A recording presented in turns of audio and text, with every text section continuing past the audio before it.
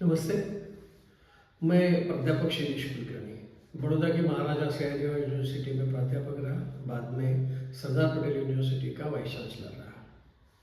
फिर से एक बार समाचार जरा हटके, लेकिन अभी जो समाचार मैं कहने जा रहा हूँ, ज़्यादा करके वह समाचार साइबर क्राइम के हैं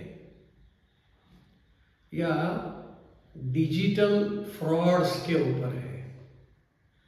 जैसे पहला समाचार हम लेते हैं डिजिटल फ्रॉड ही,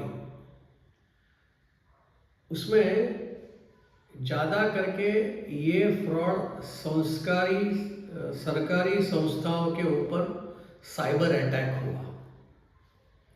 इसे हम डिजिटल फाइनेंस फ्रॉड ऐसा भी कह सकते हैं।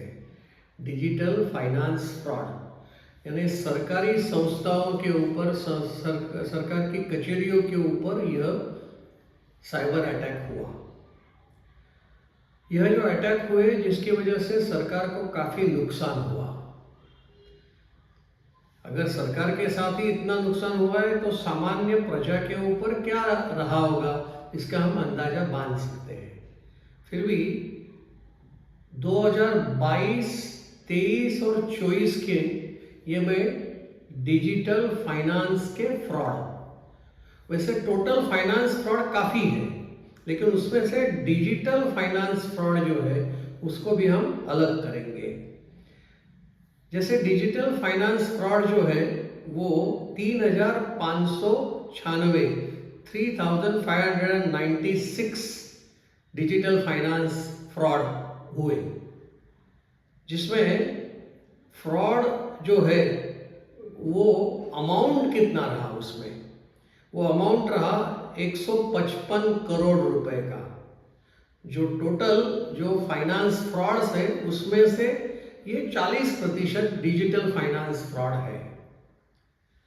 और आगे बढ़ते हैं, 2023 में डिजिटल फाइनेंस फ्रॉड हुए 6,699, यानी हम मोटे तौर पर ऐसा कह सकते हैं 6,700 या 6,700। तो इतने फ्रॉड डिजिटल फाइनेंस के हुए, जिसमें जो अमाउंट का फ्रॉड हुआ है वो है 2077 करोड़ का। लेकिन इसका अगर हम कंपेयर करते हैं टोटल फाइनेंस फ्रॉड के, तो उसमें 50% ये डिजिटल फाइनेंस फ्रॉड आते हैं।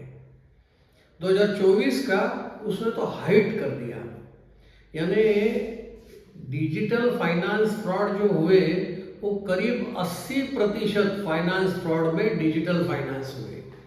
हम लोग जानते हैं आजकल डिजिटल अरेस्ट भी होते हैं, नकली फ़ोन भी आते हैं और उसके आधार पर प्रजा के लोगों को फंसाया जाता है। वो तो हम रोज़ अखबारों में या टीवी न्यूज़ चैनल में देख रहे हैं। तो सबसे हाईएस्ट डिजिटल फाइनेंस फ्रॉड जो हुए हैं वो 29,082, that is 29,082. These many frauds have occurred in 2024. What is the amount of that fraud? It is going to be 1,487 crore.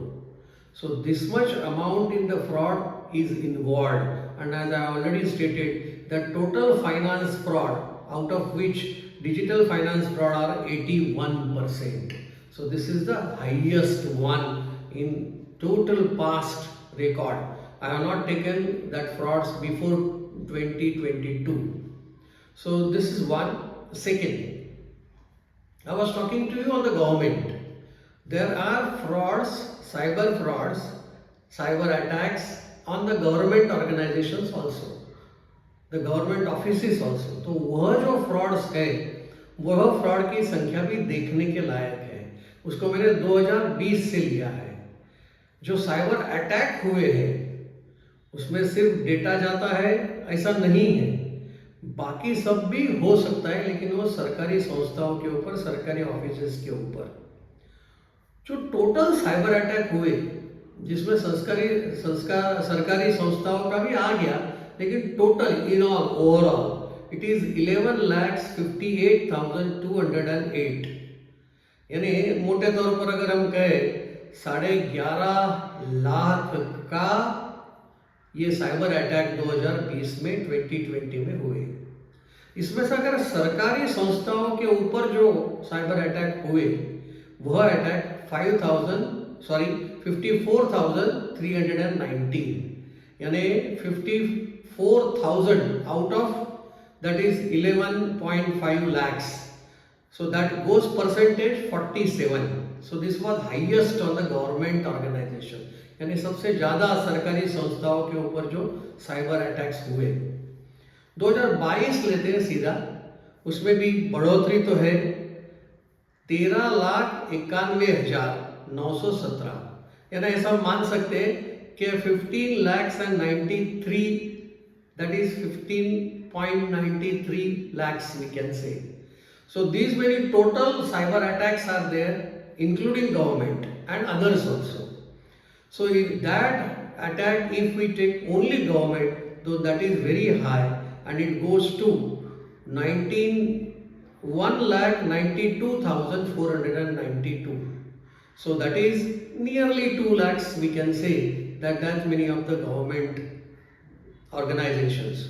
But the total if we take out of 13.92 lakhs, if this is considered, then it is 13.8% only. So that has been reduced compared to 2020 cyber attacks on government. I'm saying total cyber attacks are more, यानी जो cyber attacks हुए हैं उसकी संख्या तो बहुत ज़्यादा है। आगे बढ़ते हैं 2023 को।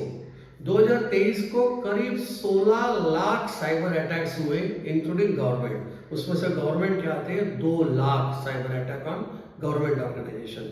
तो वो जो हम शेयर ऑफ गवर्नमेंट ऑर्गेनाइजेशन ऐसा कहे कि इनका अनुपात कितना है, तो वो है 12.9%, यानी करीब 13% जैसा हम कह सकते हैं इतने गवर्नमेंट ऑर्गेनाइजेशंस पर है। लेकिन साइबर अटैक की संख्या काफ़ी हो गई है, यह हमारे ध्यान में आ रहा है। अब जो छोटा आदमी भी चाय पीता है ना, तो वो QR कोड से पैसे देता है।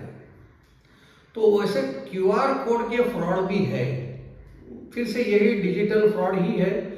2022 में ये QR कोड जो है उसके जो फ्रॉड हुए हैं वो है 14,825। अब एक QR कोड यानी सिर्फ छोटा सा होना चाहिए, लेकिन फिर भी उसके भी बहुत ज़्यादा है, और उसका जो 19 करोड़ रुपए का ये QR कोड का फ्रॉड हुआ। यानी कभी हम जाते हैं तो QR कोड स्कैन करते हैं और पेमेंट करते हैं, तो कहीं वो अपना सही जगह पे जा रहा है और भी फ्रॉड में जा रहा है, उसे देखना पड़ेगा। 2023 की फिगर है ये QR कोड के स्कैम की, उसमें जो फ्रॉड हुए हो 30,340 in all, and that is the percentage is 41.73 crore. That much amount has been there in this QR code scam. इतना सारा रुपया QR कोड में भी जा रहा है, वह अलार्मिंग तो है। 2024 का फिगर लेते हैं तो वो करीब 36 से 37 हजार के QR कोड के फ्रॉड है। उस फ्रॉड में जो रकम आई है वो हाईएस्ट है 56 करोड़, इतना सारा उसमें हुआ है। ये सारे डिजिटल साइबर वगैरह 3 चीजें मैंने आपको बताई, लेकिन मैं अब थोड़ा सा अलग जगह पे जा रहा हूँ। जैसा आप जानते हैं कि रशिया और यूक्रेन के अंदर एक युद्ध का जो मामला गत 2 साल से चल रहा है। 2022 फरवरी से ये युद्ध चल रहा है, लेकिन उसकी वजह से रशिया कुछ दिक्कत में थी, तो रशिया ने हमें डिस्काउंटेड रेट पर क्रूड ऑयल बेचा। तो वो डिस्काउंट होने की वजह से, इसके पहले हमारा टोटल जो क्रूड इंपोर्ट था, कच्चा तेल जब हम इंपोर्ट करते थे, उसका टोटल इंपोर्ट का सिर्फ 1% ही हम रशिया से लाते थे। लेकिन जैसे ही ये 2022 का युद्ध शुरू हुआ, तो हमने रशिया से टोटल डिस्काउंटेड क्रूड ऑयल जितना हमने इंपोर्ट किया है वो 40%, टोटल इंपोर्ट का 40% है। लेकिन पता नहीं, अब 2 साल तो निकल गए, 2022 से चल रहा है, अभी हम 2024 पूरा करने को है। तो अभी नवंबर में रशिया की तरफ से जो हमें क्रूड ऑयल डिस्काउंटेड मिलता था उसका 55% घट गया है। यानी अभी और कई सोर्सेस पर हमें क्रूड ऑयल को ढूंढना पड़ेगा, ऐसी स्थिति है। एक आखिरी विषय मैं आपके सामने रखता हूँ, वो है स्मार्टफोन के बारे में। हमारे यहाँ स्मार्टफोन्स नॉर्मली जाने जाते हैं, एक है एप्पल और दूसरा है सैमसंग। वैसे चाइना के तो कई है, लेकिन भारत में बनने वाला एप्पल, उसका total production in India that has been 80% of it is exported. हमारा जो 2023 में स्मार्टफोन का एक्सपोर्ट था, उसकी वैल्यू रही 10,000 करोड़। लेकिन वैसे 2024 को अगर हम कहें तो सिर्फ एक साल में वो डबल से ज्यादा हो गया, 20,000 करोड़ का एक्सपोर्ट हुआ है, ऐसा हमें दिख रहा है। अक्टूबर में 12,000 करोड़ का हुआ, नवंबर में 14,000 करोड़ को हुआ। ये प्रतिशत और कुछ रकम भी मैंने आपके सामने रखी है।